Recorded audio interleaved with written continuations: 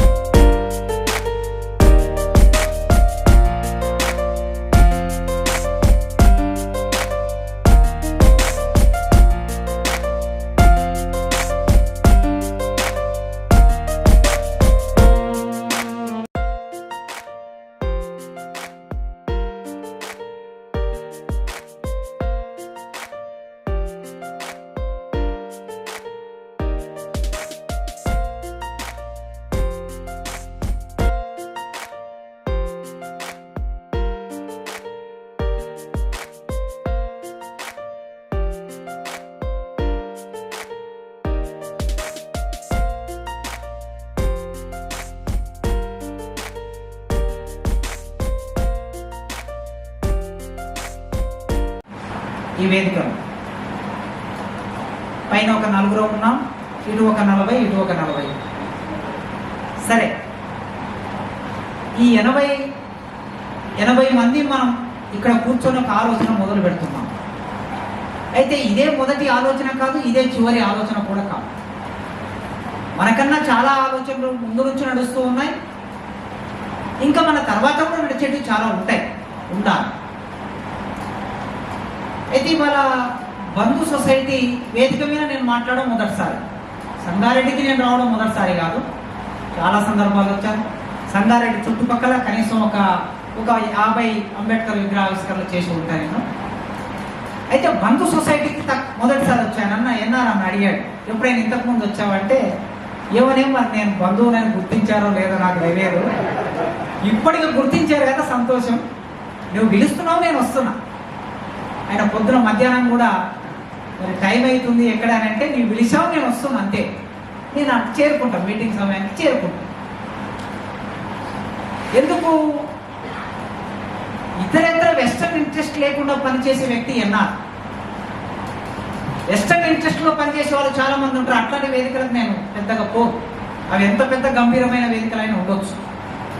ఒక పని జరిగితే ఆ పనితో ఇంకొకటి దాని వెనక ఇంకేదో లాభం, ఇంకేదో ప్రయోజనాల కోసం చేసేవాళ్ళు ఉంటారు. అట్లా కాదు, ఆయన సిన్సియర్గా చేస్తాడు కనుక నేను ఆయన కోసం వచ్చాను. ఆయన కోసం వస్తే ఇక్కడ ఇంతమంది మిత్రులు ఉన్నారు, మీ అందరి కోసం. మనం ఈ సందర్భంలో ఈ గంభీరమైన అంశము చాలా ఆలోచించి పెట్టారు. బంధు సొసైటీ వీరస్వామి గారు, శ్రీనివాస్ గారు, ఎన్ఆర్ గారు, ఇంకా మిగతా మిత్రులందరూ ఆలోచించి పెట్టారు, అవసరంగా పెట్టారు. రాజ్యాంగం సంక్షోభంలో ఉన్నప్పుడు రాజ్యాంగం గురించి మాట్లాడుకుంటున్నాం. నిజమే, ఏదైనా ఒక వ్యవస్థ సంక్షోభంలోకి పోతున్నప్పుడు ఆ వ్యవస్థ గురించి మాట్లాడుకోవటం అనేది ఒక సామాజిక బాధ్యత. ఆ సంక్షోభం నుంచి మనం ఏమైనా గట్టెక్కించగలమా? దాన్ని తెల్లబట్టల వాళ్ళం, చదువుకున్న వాళ్ళం, ఆలోచించే వాళ్ళం. అంబేద్కర్ చెప్పినట్లు ఈ చదువుకున్న వాళ్ళు ఈ ఉద్యోగాల్లోకి వచ్చిన ఈ మొదటి తరమే నా సమాజాన్ని మోసం చేస్తుంది అని ఆయన ఏ ప్రమాదాన్ని అయితే మొదటి సమావేశంలోనే పసిగట్టాడు. ఆ పసిగట్టిన సందర్భంలో ఎంత దుఃఖపూరితంగా ఆయన బాధపడ్డాడు. ఆ పరిస్థితి రాకుండా ఉండాలంటే సమాజంలో ఇవాళ మనం ఆనాడు 1953, 54, 56 కాలంలో ఆయన బాధపడితే ఇవాళ ఒక 60 సంవత్సరాలు దాటిన తర్వాత ఆ పరిస్థితి రాకూడదు. అంబేద్కర్కి ఇప్పుడు లేకపోవచ్చు, కానీ లేకపోయినా కూడా ఆనాడు ఆయన బాధపడిన బాధ ఇంకా ఈ సమాజంలో ఉండకూడదనే కదా ఇంతమంది మీరు మాట్లాడిన వాళ్ళందరి అభిప్రాయాలు కూడా అవే. ఇక్కడ ఉన్న ఈ 80 మంది లేదా బయట ఉన్నటువంటి ఇంకొన్ని కోట్ల మంది మన ప్రజలు ఈ సమస్యను అర్థం చేసుకుంటే, సరిగ్గా శాస్త్రీయంగా అర్థం చేసుకుంటే సమాజం మార్పు అనేది అంత కష్టమైంది ఏమి కాదు.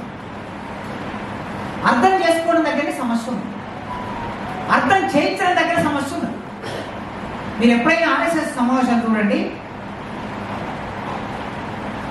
వచ్చి కూర్చున్నారంటే కుర్చీలో ఒక్కసారి వాళ్ళు ఇంతకుముందు మామూలుగా కర్ర లాగేసుకొని వచ్చి కింద కుర్చీలు కూడా ఉండవు, కింద అది వేసుకొని కూర్చుంటారు, కార్పెట్ వేసుకొని కూర్చుంటారు, ఒక్కరు కూడా కదలరు.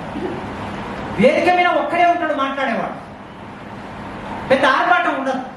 ఓ 20 మంది 30 మంది మాట్లాడడం, సమయాన్ని వేస్ట్ చేసుకోవడం కూడా ఉండదు. మాట్లాడు వచ్చిన వాడు ఒక్కడు కదలడు. మళ్ళీ నిర్వాహకులు సభ అయిపోయిందని చెబితేనే అక్కడ నుంచి వేస్తారు. ఇది వాడి కమిట్మెంట్. అది కమిట్మెంట్. అది మనకు వ్యతిరేకమైన సిద్ధాంతం కావచ్చు, మనం అంగీకరించకపోవచ్చు, కానీ కమిట్మెంట్ నేర్చుకోవటం శత్రువు నుంచి, శత్రువు ఎంత బలంగా ఉన్నాడో మనకు అర్థమైతే మనం ఎంత బలంగా తయారు కావాలో మనకు అర్థమవుతుంది. ఆ క్రమశిక్షణ మన సమాజంలో వచ్చిందా రాలేదా మీరు ఒకసారి ఆలోచించాలి. నా వయసు 44 సంవత్సరాలు, రాజకీయ జీవితం ఇందులో ఒక 25 ఏళ్ళు. నేను మీలో ఇక్కడ కూర్చున్న చాలా మంది కంటే చిన్నవాడిని, సార్ వీళ్ళందరికంటే చిన్నవాడిని. నేను చూస్తున్న 25 సంవత్సరాల కాలంలో ఈ క్రమశిక్షణ ఏమైనా మన సమాజంలో పెరుగుతుందా అని చూస్తున్నా. పెరగకపోగా రోజు రోజుకి తగ్గుతుంది, అరాచకం పెరుగుతుంది. క్రమశిక్షణ పెరగకపోగా అరాచకం పెరుగుతుంది. మరి అరాచకం పెరుగుతున్న సమయంలో ఆ సమాజాన్ని కూడగట్టడం సాధ్యమవుతుందా? ఆలోచించాలి, సీరియస్గా ఆలోచించాలి. ఒక పిలిపిస్తే ఈ సంగారెడ్డి పట్టణంలో నాకు తెలిసి మన ఉద్యోగులు తక్కువ ఒక 2000 మంది ఉండి ఉంటాం. ఇది జిల్లా హెడ్ క్వార్టర్ కనుక 2000 మంది ఉండి ఉంటారు. మేధావులు వీళ్ళు వాళ్ళు చదువుకున్న వాళ్ళు కలిపితే ఇంకా ఎక్కువ మంది ఉంటారు. ఈ హాల్ సరిపోకూడదు. ఇవాళ వాట్సాప్ వచ్చింది, బహుశా కరపత్రం చాలా గ్రూపుల్లోకి పోయి ఉంటుంది. ఏ ఒక్క గ్రూప్ని తీసుకున్నా 200 మంది ఉంటారు. అంటే కనీసం ఒక 10 గ్రూపులకు పోయినా 2000 మందిలోకి పోతుంది. 2000 మందిలోకి పోతే ఈ హాల్ ఏర్పాట్లు చేయడం అనేది కష్టం కావాలి నిర్వాహకులకి. కానీ సెలవు రోజు ప్రశాంతంగా పిల్లలతో ఉండటానికి ఇష్టపడినంతగా మన సమాజం కోసం మన వాళ్ళు ఇష్టపడటం వాళ్ళది కాదు, చైతన్య రాహిత్యంగా ఉన్నారు. సమస్య అక్కడ ఉంది. ఆ చైతన్య రాహిత్యంలో ఉన్న మన సమాజాన్ని మనం మేల్కొల్పకపోతే, ఆ మేల్కొల్పే బాధ్యతను మనం స్వీకరించకపోతే ఎంతో కొంత చైతన్యవంతమైన వాళ్ళం నినాదాలుగా మాత్రమే ఉంటాయి. రాజ్యాధికారం అనేది నినాదంగా మాత్రమే ఉంటుంది. మనం నినాదం ఇస్తుంటాం, వాళ్ళు రాజ్యాధికారాన్ని తమ సొంతం చేసుకుంటూ ఉంటారు. కనుక ఇవాళ చైతన్యం చేయవలసిన బాధ్యత అవసరం మరింత పెరిగింది.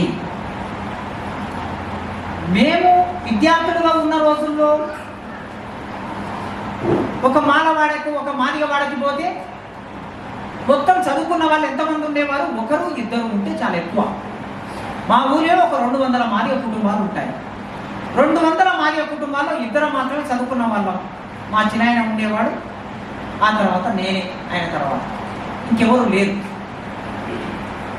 ఇవాళ ఏ గ్రామంలోకి పోయినా, మా గ్రామంలోనే ఒక 50 మంది పిల్లలు ఇంటర్మీడియట్ డిగ్రీ ఇంజనీరింగ్ చేసిన పిల్లలు 50 మంది ఉన్నారు మా ఊళ్ళో. ఇది మనకు అనుకూలమైన సమయం, అనుకూలమైన స్థితి. ఆనాడు కాన్సీరామో లేకపోతే ఇంకెవరో వచ్చి గ్రామాల్లో చెబితే అందుకోవడానికి చదువుకున్న సమాజం లేదు. ఇవాళ అందుకోవడానికి చదువుకున్న సమాజం ఉన్నది, ఎంతో కొంత చైతన్యవంతమైన సమాజం ఉన్నది. బీసీ ప్రజలు కూడా, బీసీలలో ఉన్న మేధో వర్గం కూడా ఆలోచిస్తున్నది కొంతమేరకి. చాలా తక్కువ లిమిట్, ఒక 5% మేధో వర్గం ఆలోచిస్తుంది. ఈ అనుకూలమైన వాతావరణాన్ని మనం అనుకూలంగా మార్చుకోగలిగితే ఖచ్చితంగా అనుకున్నటువంటి రాజ్యాధికారం ఏదైతే ఉన్నదో, yes it is ultimate. Political power అనేది మొత్తాన్ని నిర్ణయిస్తుంది అని చెప్తారు కదా. రాజ్యాధికారానికి ఒకరు వర్గ పోరాటం అనొచ్చు, ఒకరు ఓట్లు అనొచ్చు, ఇంకొకటి ఇంకోటి అనొచ్చు. ఏదన్నా కూడా రాజ్యాధికారం తమ చేతుల్లో ఉంటే తాము అనుకున్నది నెరవేరుస్తారు. మనం ఎన్ని సమస్యలైతే ఇవాళ మాట్లాడుతున్నామో, మన మిత్రుడు గురించి మాట్లాడాడు కదా. అదే రాజ్యాధికారంలో మనం ఉంటే ప్రమోషన్లో రిజర్వేషన్ అనేది అమలు చేయడం అనేది పెద్ద విషయం కాదు కదా. ఇవాళ వాళ్ళు చేసుకుంటున్నారు కదా, వాళ్ళకి కావాల్సినవన్నీ చేసుకుంటున్నారు. ఇట్లాంటి ఏ సమస్య అయినా, అట్రాసిటీ అయినా, దళిత బంధు వాదించుడైంది. మనమే వాళ్ళకి విరమ బంధిస్తాం, రెడ్డి బంధిస్తాం, వాళ్ళు మైనారిటీలో ఉన్నారు కనుక రాజ్యాధికారంలోకి రావడమే అల్టిమేట్ అయినప్పుడు, అదే అన్ని సమస్యలకి పరిష్కారం అయినప్పుడు, ఆ రాజ్యాధికారంలోకి వెళ్ళడానికి కావలసిన వాతావరణాన్ని తయారు చేయవలసిన బాధ్యత ఇది ఇక్కడ ఉన్నటువంటి మన మీద. మన సమాజాల నుంచి ఎదిగినటువంటి వాళ్ళం. మన జేబులో పెన్ను ఉన్నది, మన గొంతు మాట్లాడగలుగుతుంది, మన మాటకి సమాజంలో విలువ ఉంది. ఆ సమాజం తరపున మనం మాట్లాడడం మొదలు పెడితే, చైతన్యం చేయడం మొదలు పెడితే ఖచ్చితంగా ఇంకా 10 ఏళ్లకో 20 ఏళ్లకో ఎప్పుడో ఒకసారి అది ఎప్పుడు పరిపక్వం అవుతుంది అనేది స్థల కాలాలను బట్టి నిర్ణయం అవుతుంది. చరిత్ర జాగ్రత్తగా పరిశీలించాలి మనం. 1925 ఆర్ఎస్ఎస్ ఏర్పడింది. 1925లో కమ్యూనిస్టులు ఏర్పడ్డారు. ఇవాళ ఆర్ఎస్ఎస్ ఈ భారతదేశాన్ని పరిపాలిస్తుంది. కమ్యూనిస్టులు ఎక్కడున్నారో మనం చూస్తున్నాం. స్థల కాలాలు ఎట్లా మారుస్తాయి చూడండి. ఎమర్జెన్సీలో జనసంఘ ఏర్పడింది. జనసంఘ ఏర్పడినప్పుడు 2 ఎంపీ స్థానాలు. 2 ఎంపీ స్థానాలు ఉన్నటువంటి వాడు ఎంత ఓపికగా పని చేసుకుంటూ 1997లో ఈ దేశానికి ప్రధానమంత్రి అయ్యారు. ఇతర పక్షాలతో సపోర్ట్ తీసుకొని ప్రధానమంత్రి అయ్యారు. ప్రధానమంత్రి అయిన వాళ్ళు ప్రభుత్వం కూలిపోయినా చాలా ఓపికతో పనిచేస్తూ 2014లో పంపింగ్ మెజార్టీతో అధికారంలోకి వచ్చారు. అది కదా కార్యాచరణ, అది కాదు, అట్లా ఉండాలి కదా. అట్లా ఉండడానికి సంబంధించి వారిదైన వాళ్ళ సిద్ధాంతాన్ని అమలు చేయడం కోసం వారు ఏదైతే వాళ్ళ నినాదాలు పెట్టుకున్నారో అధికారంలోకి వచ్చారు. బాబ్రీ మసీద్ ఫినిష్ చేశారు, కాశ్మీర్ను ఫినిష్ చేశారు, రాజ్యాంగాన్ని ఫినిష్ చేయబోతున్నారు. ఇవాళ రేపో ఒకే చట్టం, ఈ ముస్లింలా అని ఇది అని అదే అని ఇంకేం ఉండదు. పౌరస్మృతి ఒకటే వస్తుంది, రాబోతుంది. మిగిలిన 2 ఇప్పుడు రాజ్యాంగాన్ని ఒక్కొక్కటి తీసేసి దాన్ని లేకుండా ఉనికిలో లేకుండా చేస్తున్నారు. నెక్స్ట్ ఒకే చట్టం అనే దాన్ని తీసుకొస్తారు. లక్ష్యం అన్నది ఏ లక్ష్యాన్ని అయితే ముందు పెట్టుకున్నారో రాజీ పడకుండా ఆ లక్ష్యం కోసం పైకి వెళ్ళారు, చేస్తున్నారు. మరి మన లక్ష్యం కోసం మనం పైకి వెళ్ళడానికి అనిచేసిన ఎఫర్ట్స్ పెట్టాలి. రాజ్యాంగ రచనలో అంబేద్కర్ ఏ పాత్ర తీసుకున్నారు? ఈ రాజ్యాంగమే అన్నిటికీ కదా, ఈ రాజ్యాంగాన్ని ఆధారం చేసుకొని అధికారంలోకి వస్తున్నారు కదా ఎవరైనా సరే. ఈ రాజ్యాంగాన్ని అడ్డు పెట్టుకునే కదా వాళ్ళు అన్ని అమలు చేసుకుంటున్నారు. చట్టాలను మార్చడమైనా, చట్టాలను అమలు చేయడమైనా, లేదా కొత్త విషయాలను తీసుకురావడమైనా రాజ్యాంగాన్ని పెట్టుకొని చేస్తున్నారు. మన అంబేద్కర్ రాసిన రాజ్యాంగమే. మీరు సీరియస్గా అంబేద్కర్ రాజ్యాంగ పరిషత్తులో చేసిన డిబేట్స్ అని చదివితే భారత రాజ్యాంగం పట్ల అంబేద్కర్కి ఎంత అసమ్మతి ఉన్నదో మీకు అర్థమవుతుంది. మనం అనుకుంటాం అంబేద్కర్ రాజ్యాంగం రాశాడు, ఈ రాజ్యాంగాన్ని అంతా అంబేద్కర్ అంగీకరించాడు అనుకుంటాం మనం. కానీ అంగీకరించలే అంబేద్కర్. అన్ని అంబేద్కర్కి ఇష్టం ఉన్నట్టు రాయలే. అంబేద్కర్ లక్ష్యం నెరవేర్చుకోవడం కోసం దాంట్లోకి ప్రవేశించాడు, తన లక్ష్యం నెరవేర్చుకున్నాడు. తనకి ఇష్టం లేని చాలా వాటికి ఆమోదం తెలిపాడు. మన రాజ్యాంగంలోనే మన ప్రజలకు వ్యతిరేకమైనటువంటి చాలా విషయాలు ఉన్నాయి. తప్పదు, ఒకటి సాధించాలంటే ఇంకొకటి కోల్పోవాలి. మీకు తెలుసు, సోషల్ స్టడీస్ చదువుకున్న వాళ్ళు, పొలిటికల్ సైన్స్ చదువుకున్న వాళ్ళు 1919 మొట్టమొదటి చట్టం వచ్చినప్పుడు ఇది భారత మినీ రాజ్యాంగం అంటారు, మినీ కాన్స్టిట్యూషన్ అంటారు.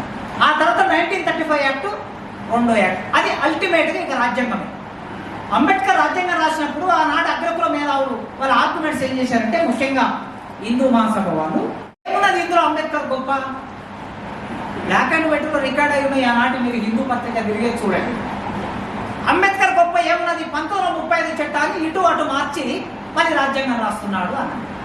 లేదా ఆస్ట్రేలియా రాజ్యాంగాన్ని, ఫ్రాన్స్ రాజ్యాంగాన్ని, అమెరికా రాజ్యాంగాన్ని కాపీ కొట్టి రాస్తున్నాడు అన్నాడు. అప్పుడు అంబేద్కర్ సమాధానం చెప్పాడు, అప్పు తీసుకోవడానికి సిగ్గుపడేవాడు ఎవరైనా ఉన్నాడా ఈ దేశంలో అన్నాడు. అప్పు తీసుకోవడానికి సిగ్గుపడేవాడు ఈ దేశంలో ఎవరైనా ఉన్నాడా?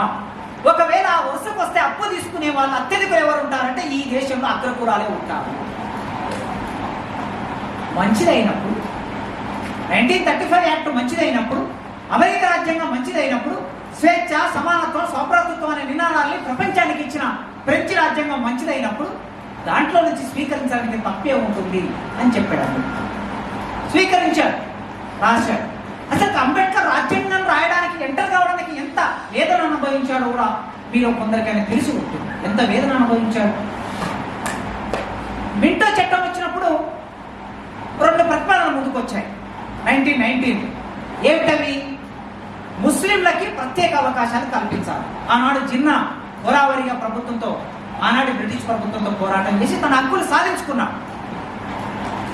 దానితో పాటు ఆ చట్టంలో ముస్లింలకు ప్రత్యేక అవకాశాలు కల్పిస్తూ, రాజ్యాంగంలో వివిధ పదవుల్లో ఉద్యోగాల్లో ప్రత్యేక హక్కులు కల్పిస్తూనే యూరోపియన్లకి, భారతదేశంలో ఉన్న యూరోపియన్లకి ప్రత్యేక హక్కులు కల్పించేటప్పుడు ఒక చట్టం చేశారు. ఇవి 2 అందులో ఉన్నాయి. అప్పుడు హిందూ మహాసభ ప్రతినిధి అందులో ఉన్నాడు, బాలగంగాధర్ తిలక్ అందులో ఉన్నాడు. బాలగంగాధర్ తిలక్ దీన్ని సమర్థించాడు, కానీ మదన్ మోహన్ మాలవ్య దీన్ని వ్యతిరేకించాడు. ఎందుకు వ్యతిరేకించాడంటే ముస్లింలకి ప్రయోజనం చేకూర్చే ఏ విషయాన్ని కూడా, ఏ చట్టాన్ని కూడా మేము అంగీకరించము. నవ యువకుని ఆహ్వానించి అంబేద్కర్ మొట్టమొదటి నుంచి కోరుకుంటున్నది ఒకటి, ఈ దేశంలో మేము కాదు, ఈ దేశంలో మేము ఈ దేశవాసులం కానట్లుగా మేము ఉన్నాం, ఆవల ఉన్నాం, మేము అందరితో సమానంగా లేము కనుక ఆ జీవితం అనుభవించాడు కనుక, తన ఆచరణలో జీవితం అనుభవించాడు కనుక, అంటరానితనం ఆ పేరు ఏమిటో తెలిసిన వాడు కనుక, మేము ఉద్యోగాల్లో మా వాట, మాకు రిజర్వేషన్ కావాలి, మీకు ముస్లింలకు ఏవైతే ఇచ్చారో మీరు మాకు అవి ఇవ్వండి. దానితో పాటు ప్రతినిధులను ఎన్నుకునే ఓటు హక్కు మాకు కావాలి అని మొదలుపెట్టారు. 1919 నుంచి ఆ రాజ్యాంగం నుంచి ఆయన మొదలుపెట్టిన ఆ నినాదాన్ని, 3 నినాదాన్ని, రాజకీయ రిజర్వేషన్, విద్యలో రిజర్వేషన్, ఉద్యోగంలో రిజర్వేషన్, ఓటు హక్కు, ఈ 4టిని రాజీ పడకుండా పోరాటం చేయడం మొదలుపెట్టాడు. స్థిరంగా పోరాటం చేయడం మొదలుపెట్టాడు. కొన్ని సందర్భాల్లో అటు ఇటుగా ఉండవచ్చు, కొన్నింటిలో రాజీ పడ్డాడు, కొన్ని సాధించడం కోసం అప్ అండ్ డౌన్స్ ఉన్నాయి అంబేద్కర్ తన జీవితం. అట్లా ఆ ప్రతిపాదన మొదలు పెడితే ఆ ప్రతిపాదన నాడు అంగీకరించాలి. ఎంత ముఖ్యమైన ప్రతిపాదన పెట్టాడంటే, ఇవాళ మీరందరూ ఇంతకుముందు మాట్లాడారు, అక్కడ ఉన్నటువంటి మన పెద్ద జీతగాళ్ళు ఉన్నారని అంటున్నారు కదా. సరే, నేను వాళ్ళు జీతగాళ్ళ లేకపోతే ఇంకేమిటి దళారులా ఏమిటి అనేది మనం ఇంత తక్కువ మాట్లాడుకుంటే మనకు మంచిది, వాళ్ళకు మంచిది. ఈ ప్రమాణాన్ని ఆ రోజే అంబేద్కర్ గుర్తించి 1919లోనే ఏమన్నాడంటే, మింటో సంస్కరణలో ఆ చట్టానికి అది వచ్చినప్పుడు దానికి ఒక లెటర్ ఇస్తూ ఏమన్నాడంటే, ఎవరైతే అస్పృశ్యుల నుంచి ప్రతినిధులు ఉంటారో వారిని ఎన్నుకునే హక్కు అస్పృశ్యులకు మాత్రమే ఉండాలి అని. అందరు కలిపి ఎన్నుకుంటే నడవదు. ఇక్కడ అస్పృశ్యులు ఎన్నుకోవాలి వారి ప్రతినిధులు, అప్పుడే నిజమైన అస్పృశ్యులు ఎన్నిక కాబడతారు, తిరిగి వాళ్ళు వాళ్ళ కోసం పనిచేస్తారు. ఇవాళ మన అస్పృశ్య ప్రతినిధులు ఎవరైతే ఉన్నారో, మన ఎస్సీ ప్రతినిధులు ఎవరైతే ఉన్నారో, మన ఓట్లతో మాత్రమే ఎన్నిక కావటం లేదు. ఆ నియోజకవర్గంలో, ఆ ఎస్టీ నియోజకవర్గంలో ఉన్న ఒక దొర, ఒక రెడ్డి, వారి ఆధిపత్యంతో వేయబడుతున్న ఓట్ల ద్వారా మాత్రమే మన వాళ్ళు ఎన్నిక కాబడుతున్నారు కనుక, తిరిగి వీళ్ళు ఎవరి కోసం పనిచేస్తారంటే మళ్ళీ ఆ రెడ్డి కోసమే పనిచేస్తారు, ఆ దొర కోసం పనిచేస్తారు. అంబేద్కర్ భారతదేశానికి వ్యతిరేకి. ఎంత పేరు ఉంటుందో ఆలోచించండి మిత్రులారా. మన నాయకులు, మన సంఘాల నుంచి మన కులాల నుంచి ఎదిగినటువంటి మన సంఘ నాయకులు చాలా మంది ఇప్పటికీ సమాజంలో ఉన్నారు. వారి మీద చాలా మంది చాలా మాట్లాడుతుంటారు. నేనైతే మాట్లాడదలుచుకోలేదు. కొందరిని దళారులు అంటారు, కొందరిని అమ్ముడబోయిన నాయకులు అంటారు, రకరకాల పేర్లతో ఉంటారు. అమ్ముడబోయే శక్తి ఎంత ఉందండి మన నాయకులకి? ఎంత శక్తి ఉంటుంది మన నాయకులు? చాలా మంది ఏమంటారంటే, ఊళ్ళలో ఉన్నటువంటి మన ప్రజలు 500లకు అమ్ముడబోయిందంటారు. వారి శక్తి ఎంత అండి? 500. మరి టీచర్స్ ఎమ్మెల్సీలో నీవు అమ్ముడబోయావు కదా, నీ శక్తి ఎంత? 10,000. గ్రాడ్యుయేట్ ఎలక్షన్లో నీవు అమ్ముడబోయావు కదా, నీ శక్తి ఎంత? 5 నుంచి 10,000. అత్యధికంగా అమ్ముడబోవటం అంటూ మొదలు పెడితే ఎవడు? చదువుకున్నవాడు ఈ దేశంలో అత్యధికంగా అమ్ముడబోయే శక్తి నీకున్నది, ఆ విలువ నీకున్నది. ఒక ప్రొఫెసర్గా నేను ఇప్పుడు అమ్ముడబోవాలనుకుంటే కొన్ని కోట్లలో అమ్ముడబోయే శక్తి నాకున్నది. ఈ సమాజం ఇచ్చిన గుర్తింపు వలన కావచ్చు, ఈ జ్ఞానం వలన కావచ్చు. కానీ ఒక అమ్ముడబోయినటువంటి ప్రజల గురించి మాట్లాడే మనము మన గురించి మనం ఎంత మాట్లాడుతున్నాం ఒకసారి ఆలోచించండి. 22,000 ఓట్లుంటే టీచర్ల రామరాన్ ఇక్కడ ఉన్నాడు, మహబూబ్నగర్ నియోజకవర్గం అప్పుడు లాస్ట్ టైం జరిగినప్పుడు ఎస్సీ ఎస్టీ బీసీల ఓట్లు 22,000 ఉన్నాయండి. ఒక బీసీ క్యాండిడేట్ పోటీ చేశాడు, 3,200 ఓట్లు వచ్చినాయి. ఎక్కడ పోయింది మీ చైతన్యం? హైయెస్ట్ ఇంటలెక్చువల్ కమ్యూనిటీ కదా సొసైటీలో. ఏమయ్యారు వీళ్ళందరూ? కనుక మన నాయకులను అమ్మడబోయే నాయకులు అంటే నేను అంగీకరించాను. ఆనాడు అంబేద్కర్ అదే మాట అన్నాడు, అమ్మడబోయాడు అంబేద్కర్. అట్లా మాట్లాడటం వలన మన వాళ్ళని తక్కువ చేసుకోవడం, అగ్రకులం వాడు అమ్మడబోవటం అంటే మొదలు పెడితే అగ్రకులం వాళ్ళు ఎట్లా అమ్మడబోతున్నారు, వాళ్ళతో పోలిక చేసుకున్నప్పుడు ఎట్లా ఉంటుంది చూడండి, ఒకసారి ఆలోచించండి. అందుకే సమాజంలో జాగ్రత్తగా మనం ఎంత విశాలంగా ఎంత పరిపక్వతతో మాట్లాడటం అనేది నేర్చుకోవాలి. అట్లే ఆలోచించడం నేర్చుకోవాలి, కలుపుకొని పోవడం నేర్చుకోవాలి. అడ్డుగోడలు నిర్మాణం చేసుకుంటే ఎక్కడికక్కడనే మిగిలిపోతాం, వ్యక్తులుగా మిగిలిపోతాం. అంత పేరు భరించాడు అంబేద్కర్. బ్రిటిష్ ఏజెంట్ అంటే ఎంత పేరు భరిస్తాడంటే తన క్లాస్ రూమ్లో, మనం ఇక్కడ చాలా మంది టీచర్లు ఉన్నారు, మన క్లాస్ రూమ్లోకి పోతే మన పిల్లలు మన పాఠం వినకుండా బైకాట్ చేసిపోతే అది ఎంత అవమానకరంగా ఉంటుందో ఆలోచించాలి. అయినా అంబేద్కర్ తన ప్రజల కోసం అంటే మన కోసం గట్టిగా నిలబడ్డాడు, నిరాశపడకుండా నిలబడ్డాడు, వెన్ను చూపకుండా నిలబడ్డాడు. నిలబడి సైమన్ దగ్గరికి వెళ్ళాడు, ఆ కమిటీలో ప్రతినిధిగా ఉన్నాడు, తన వాదన వినిపించాడు. ఇవే వాదన, రాజకీయాల్లో రిజర్వేషన్, ఉద్యోగాల్లో రిజర్వేషన్, చదువుల్లో రిజర్వేషన్, మాకు ప్రత్యేక నియోజకవర్గాలు కావాలి, మా దళితులకి, అస్పృశ్యులకి, బడుగు బలైన వర్గాలకి ప్రత్యేక నియోజకవర్గాలు కావాలని అడిగారు. మీకు తెలుసో తెలియదు, షెడ్యూల్డ్ క్యాస్ట్ మీద అత్యధికంగా చర్చ జరిగింది అక్కడనే. అంటే రాజ్యాంగానికి సంబంధించి అంబేద్కర్ అంత కష్టపడి రాజ్యాంగ పరిషత్తులోకి వచ్చి రాజ్యాంగాన్ని రాసి తమ చేతుల్లో పెట్టాడు. ఒక బ్రాహ్మణులు లేసి ఆ పరిషత్తులో చివరికి మిగిలిన డాక్టరింగ్ కమిటీలో మిగిలిన సభ్యులు లేసి, మిత్రులారా ఇక్కడ ఉన్నటువంటి వాళ్ళందరం గమనించవలసింది, మేమెవరం కూడా ఈ రాజ్యాంగాన్ని రాయలేదు. ఒక ఆయన మంచానికి పడక కుర్చీకి పరిమితం అయ్యాడు, ఒక ఆయన విదేశాలకు వెళ్ళిపోయాడు, ఒక ఆయన ఢిల్లీలో ఉండిపోయాడు, ఒక ఆయన దర్బాంగ మహారాజు ఆయన రాజ్య పరిపాలనలో ఉన్నాడు. ఇదంతా అంబేద్కర్ రాశాడు, నేనే సాక్ష్యము అని ప్రకటించాడు. అది రాజ్యాంగ పరిషత్తుకు సంబంధించిన క్రియల్లో ఇంత కష్టపడ్డాడు అంబేద్కర్ అని అన్నారు మీరు. భారత రాజ్యాంగం రావడానికి ఇది ఆయన కృషి. ఇది వాళ్ళ బహుజన ప్రజల్ని కలపడానికి రాజ్యాంగం ఏమైనా ఉపయోగపడుతుందా? బహుజన ప్రజలంటే ఎవరు, ఏ అర్థంలో వాడుతున్నాము? కాన్సీరామ్ బిఎస్పీ అర్థంలోనే వాడితే ఎస్సీ ఎస్టీ బీసీ ముస్లిం మైనార్టీ, ఇతర మైనార్టీలు ఎవరైనా అంటే 85% ఉన్నటువంటి మెజార్టీ ప్రజలు బహుజనులు అంటున్నారు కదా. ఈ బహుజన ప్రజల్ని కలపడానికి రాజ్యాంగం ఉపయోగపడుతుందా? ఉపయోగపడటం లేదు. నా దృష్టిలో అయితే ఉపయోగపడటం లేదు.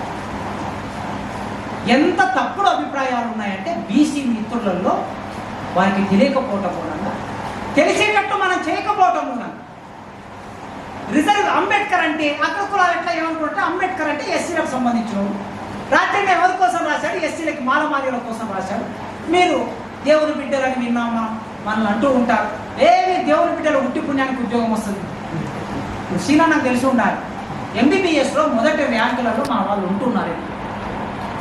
రిజర్వేషన్ ఇప్పుడు కావాలంటే వాళ్ళకి కావాల్సి వస్తుంది రిజర్వేషన్. మా ఉస్మానియా యూనివర్సిటీలో అయితే మొదటి ర్యాంకులన్నీ ఎస్సీ పిల్లలు ఉంటున్నారు, ఎస్సీ పిల్లలు, ఎస్టీ పిల్లలు, బీసీ పిల్లలు ఉంటున్నారు. ఎక్కడ పోయినా డిఎస్సిలో కూడా, ఎస్ఐ జాబ్లలో అన్నిట్లలో మన వాళ్ళు దూసుకొచ్చారు. ఇంకా మనల్ని ఏమంటున్నారంటే రిజర్వేషన్ వలన వస్తున్నారు అంటున్నారు. నేను అడుగుతున్నా, ఛాలెంజ్ చేస్తున్నా, మీరు ఏ చర్చకు వస్తారు? డాక్టర్ వృత్తిలో మా డాక్టర్లకు పోటీ వస్తారా? ప్రొఫెసర్ వృత్తిలో మా ప్రొఫెసర్లకు పోటీ వస్తారా? లేకపోతే ఇంకా దేంట్లో మీరు పోటీ వస్తారో రాండి, బహిరంగ చర్చ పెడదాం. మీ ప్రతిభ ఏందో మా ప్రతిభ ఏందో తెలుసుకున్నాం. నిజమే, నేను రిజర్వేషన్లో వచ్చి ఉండవచ్చు. నేను డిగ్రీ వరకు రిజర్వేషన్ ఉపయోగించుకోకుండా చదువుకున్నాను. కానీ నేను ఉద్యోగంలోకి వచ్చినప్పుడు మాత్రం రిజర్వేషన్ తీసుకొని ఉద్యోగంలోకి వచ్చాను. రిజర్వేషన్ అనేది నాకు ఎంట్రీ పాయింటే, కానీ నాకు 35 మార్కులు రాకుండా నేను 35 మార్కులు వేయడానికి రిజర్వేషన్ ఉందా? 120 మంది ఇంటర్వ్యూకి వస్తే ఒక్క పోస్టులో నేను సెలెక్ట్ అయ్యాను. 120 మంది నా ఎస్సీనే వచ్చారు అక్కడికి.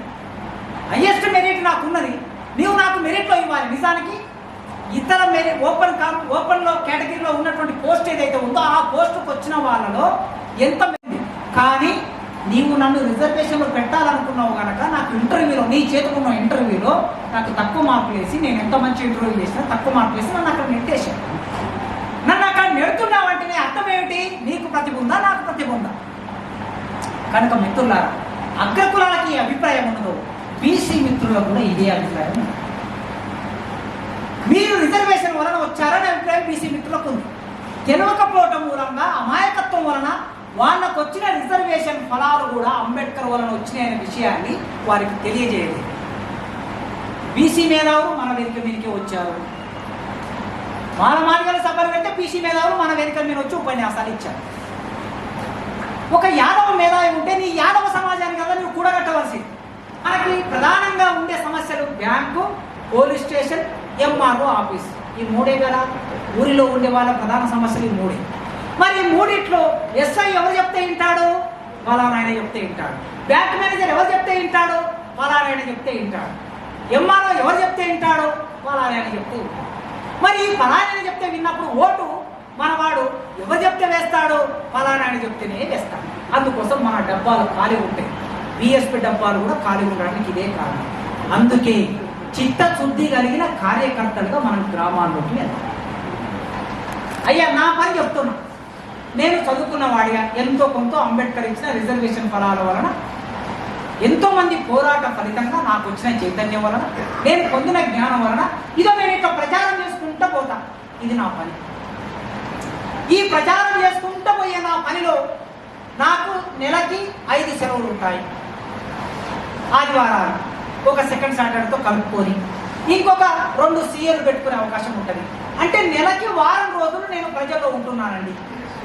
మీరు నా యూట్యూబ్ ఓపెన్ చేసి చూసుకోవచ్చు. నెలకి వారం రోజులు ప్రజల్లో ఉంటాను. నన్ను జైల్లో పెట్టారు. నేను ఇప్పుడు కండిషన్ పేరుతో ఉన్నా. రేపు ఆదివారం యాక్చువల్గా ఇవాళ సభ పెట్టాలనుకున్నాడు ఎన్నారు, రేపు పెట్టాలనుకున్నాడు. కానీ నేను రేపు పోలీస్ స్టేషన్లో సంతకం పెట్టాను. నేను అక్కడ సంతకం పెట్టి ఇక్కడికి రావడానికి లేట్ అయింది. చెప్పిన అన్నకన్నా ఇది పరిస్థితి అంటే అయితే శనివారం పెట్టుకుందామని చెప్పేసి వాటికి మార్చింది. నేను వారం సైన్ పెట్టాను. నేను కండిషన్ పేరు మీద ఉన్నా. కండిషన్ ఏమున్నదో తెలుసా? ప్రభుత్వానికి వ్యతిరేకంగా మాట్లాడితే బెయిల్ రద్దు అవుతుంది అని కండిషన్. మొదటి కండిషన్. రెండో కండిషన్ ఏముందో తెలుసా? వారం వచ్చి పోలీస్ స్టేషన్లో సంతకం పెట్టాలి. రెండో కండిషన్. మూడో కండిషన్ ఏముందో తెలుసా? మీడియాతో మాట్లాడొద్దని మూడో కండిషన్ ఉంది. ఇక నేను ఏం చేయాలండి? వచ్చి అన్ని మూసుకొని ఇంట్లో కూర్చోవాలి.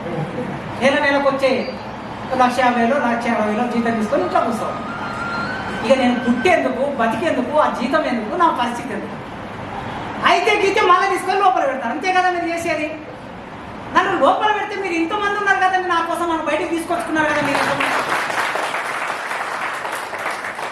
ఎంతమంది? చాలా మంది కృషి చేశారు. నాకు తెలిసి చేశారు, తెలియక చేశారు. దేశవ్యాప్తంగా ఎన్ని యూనివర్సిటీలలో ఎన్ని ధర్నాలు జరిగాయి, ఎన్ని వినతి పత్రాలు ఇచ్చారు, ఎంత ఆందోళన చేశారు. నేను బయటకు వచ్చి చూసుకుంటే నాకు ఇంత ఉందా అని నేనే ఆశ్చర్యపోయాను.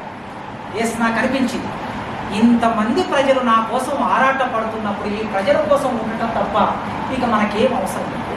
వీళ్ళ కోసమే మన జీవితం ఉండాలి.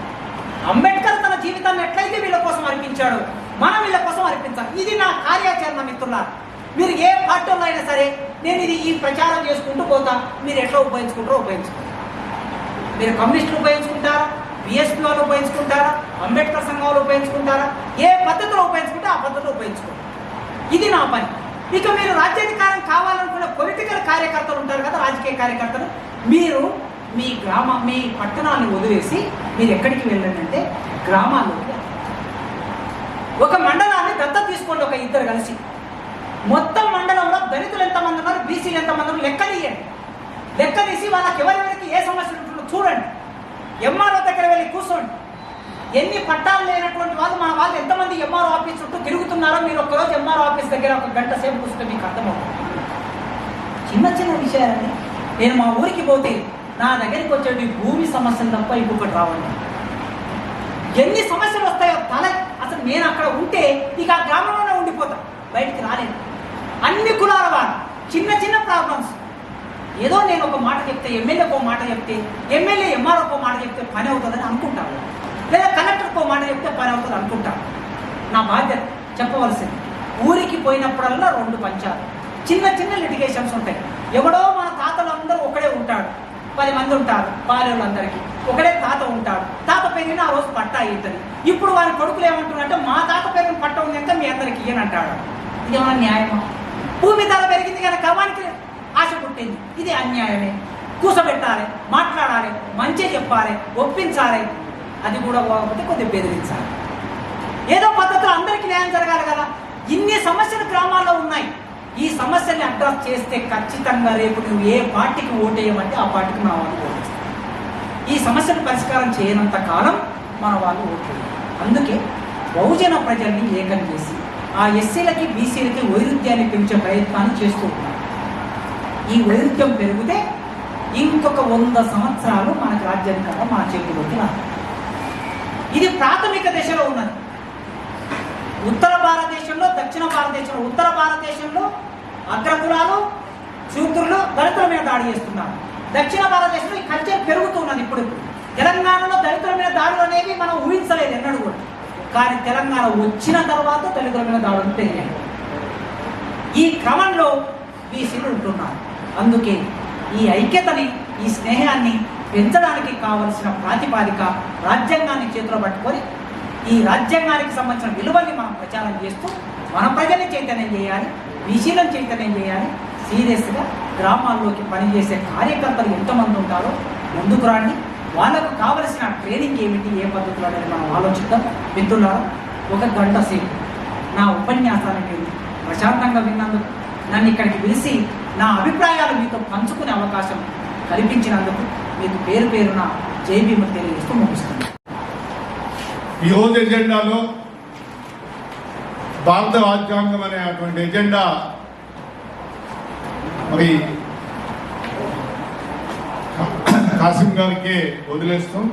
అయినా ఒక 2 విషయాలు నేను ముందు ఉంచదలుచుకున్నాను.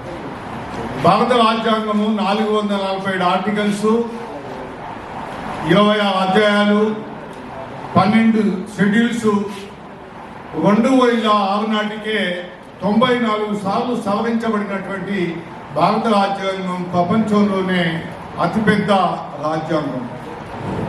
ఈ రాజ్యాంగాన్ని 26 నవంబర్ 1949 నాడు మనకు మనంగా ప్రకటించుకునే రోజు. దీని మీద జరిగిన అనేకమైన చర్చలు ఏదైతుందో భారత రాజ్యాంగంలోకి ఐర్లాండ్ నుంచి, బ్రిటన్ నుంచి తదితర దేశాలలో 100 సంవత్సరాలు ప్రయోగం చేసినటువంటి అనేక అంశాలని భారత రాజ్యాంగంలో సమకూర్చడం జరిగింది. మిత్రులారా, ఇంకా దీనికంటే డీటెయిల్డ్గా చెప్పడానికి ఏంటంటే, ఈరోజు ఫండమెంటల్ రైట్స్, డైరెక్టివ్ ప్రిన్సిపల్స్ 2 కూడా భారత రాజ్యాంగంలో పొందుపరచడం జరిగింది. మరి మీకు 22 నుంచి 51 దాకా ఆదేశిక సూత్రాలలో ఇవాళ కొత్తగా చేస్తున్న విషయాలు ఏం లేవు. ఈనాడు ప్రభుత్వాలు అన్ని రాజ్యాంగంలో లిఖించుకున్నటువంటి విషయాలే. బంధువులే, అంటే ఎస్సీ ఎస్టీ బీసీలైనా కానీ మైనార్టీలైనా కానీ అందరూ బంధువులే. మన యొక్క బాధలు చెప్పుకోవడానికి ఒక వేదిక కావాలనే ఉద్దేశంతో సంఘటన ప్రోగ్రాంలో బంధు సొసైటీ కార్యక్రమంలో ఆధ్వర్యంలో మా చిన్న ప్రోగ్రాం ఏర్పాటు చేస్తాం. గత 5 రోజుల నుంచి చాలా కష్టపడి కూడా ఈ ప్రోగ్రాం ఏర్పాటు చేయడానికి మేము ఒక 5 మంది 6 మంది టీమ్గా ఏర్పడి మేము ఏదైనా మెసేజ్ ఇద్దాం జనాలకు అనే ఉద్దేశంతో మా కార్యక్రమాన్ని ఇక్కడ స్టార్ట్ చేయడం జరిగింది. మరొకసారి మీరు వచ్చినందుకు కూడా మీకు అందరికీ ధన్యవాదాలు. అయితే మా దగ్గరికి పేషెంట్ వచ్చినప్పుడు ప్రాబ్లమ్స్ అడుగుతాం, ఏంటని అడిగిన తర్వాత ఏమైనా డౌట్స్ ఉంటే టెస్టులు చేస్తాం, ట్రీట్మెంట్ ఇస్తాం. ఇప్పుడు మన భక్తులు కూడా అనేక విషయాలు ప్రాబ్లమ్స్ చెప్తున్నాం. మనం ఆ ప్రాబ్లమ్స్ అన్నిటికీ మన బహుజన డాక్టర్స్, సామాజిక డాక్టర్స్ జ్యోతిబాబా పూలే గారి నుంచి అంబేద్కర్ గారు, కాన్స్రామ్ గారు, సావంగరాజు గారు, పెరియార్, నారాయణ గారు, ఇటువంటి మహనీయులందరూ సామాజిక డాక్టర్స్ సమాజానికి, భారతదేశంలో ఉన్నటువంటి సమాజానికి పట్టి వేడిస్తున్నటువంటి సమస్యలకి పరిష్కారం చూపెట్టిపోయారు. అంటే ఆ సమస్యలకి ఏం చేయాలి, ఒక్కొక్క రోగం వస్తే ఏం చేయాలి. ఇప్పుడు మేము జ్వరం వస్తే పారాసిటమాల్ అని, జ్వరం వస్తే సిటిజన్ అని అనిపిస్తాం. అయితే బాబాసాహెబ్ అంబేద్కర్ గారు అప్పటి వరకు భారతదేశానికి పెద్ద రోగం ఉండే మనుస్మృతి అని, దానికి విరుడుగా భారత రాజ్యాంగాన్ని అంటే ఇప్పుడు మా యొక్క మెడికల్ భాషలో చెప్పాలంటే పెన్సిలిన్ అంటాం. అన్ని రోగాలకి ఒక యాంటీబయాటిక్ పెన్సిలిన్ పనిచేస్తాం. భారత రాజ్యాంగాన్ని బాబాసాహెబ్ అంబేద్కర్ గారు మన భారతదేశానికి మనుస్మృతికి ఒక పెన్సిలిన్ లాగా ఆ మనుస్మృతిని పొందబెట్టి భారత రాజ్యాంగాన్ని ఇచ్చారు. మరి సామాజిక డాక్టర్స్ మనకి ఇచ్చినటువంటి సూచనలు కానివ్వండి, సలహాలు కానీ మనం పాటించట్లేదు. మనం ఏం చేస్తున్నామంటే ఎంతసేపటికి సమస్యల గురించి మాట్లాడుతున్నాం. మాకు ప్రమోషన్లు అడ్డుకుంటున్నారు, లేకపోతే మాకు పోషకులు రావట్లేదు, లేకపోతే పాలకులకు వాళ్ళే ఉంటారు, బాధితులకు మనం ఉంటారు, 80% మనం అంటున్నాం. కానీ మన సామాజిక డాక్టర్స్ ఏం చెప్పినా మనం వినట్లేదు. అట్లాంటి రోగాలు ఎట్లా తగ్గుతాయి, మన ప్రాబ్లమ్స్ ఎట్లా పోతాయి? కాన్సర్ గారు ఒకటే చెప్పారు, మాస్టర్ కీ అనేది పొలిటికల్ పవర్ అన్నాడు. మరి దానికోసం ఏం చేయాలి మనం? బహుజన సమాజం ఏం చేయాలి? బహుజనాలు అంటే ఎవరు? బ్రాహ్మణ క్షత్రియ వైశ్య కాకుండా మిగతా వాళ్ళందరూ బహుజనులే. ఈవెన్ వెలమలు కూడా బహుజనులే. కానీ ఎవరైతే అధికారాన్ని అనుభవిస్తూ లేకపోతే ధనాన్ని సంపాదించుకొని వ్యాపార వర్గాలకు మారిన తర్వాత వాళ్ళు మేము బహుజనం అనే విషయాన్ని మర్చిపోతున్నాం. Thanks for watching NV News. Please like, share, and don't forget to comment.